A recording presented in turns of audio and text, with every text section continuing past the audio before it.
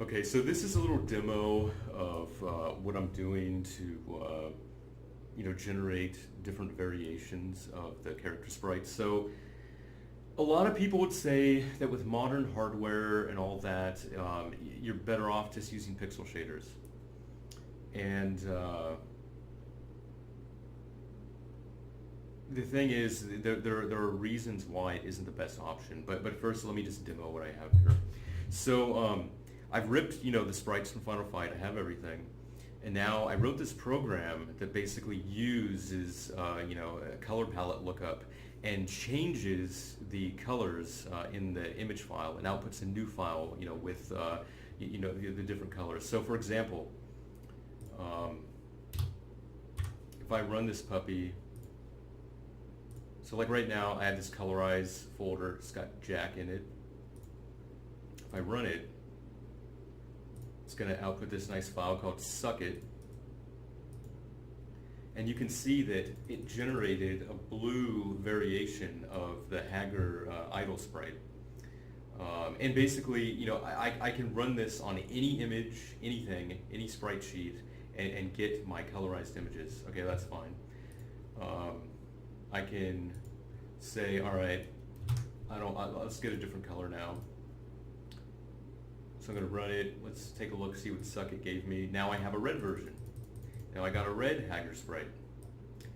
And so on here. Let's see what 2 looks like.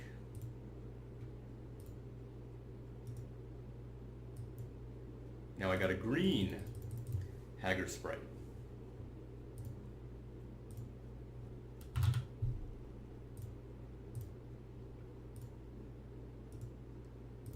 Now I have a pink Hager sprite.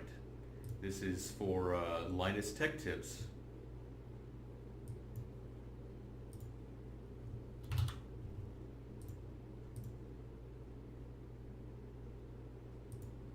Now I have a gray.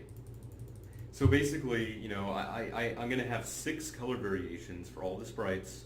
I'm picking kind of nice variations, that I think look decent. And the nice thing about these variations, they're using the original game's color palette, so they fit perfectly in with all of the original graphics. Like the colors aren't these bizarre out of left field colors that don't fit in with the rest of the palette. But here's the thing though, so let me explain though why I'm not just using just a simple like pixel shader or something like that to change them on the fly, and why I'm pre-generating the graphics. Here's why. There's certain cases of where like characters have colors like for their eyes and hair that are actually the same colors that are in their outfits. Guy in particular is like that. So if you do a palette swap on Guy, like to make him like blue or red or something, you make his eyes blue or red. It looks fucking shitty.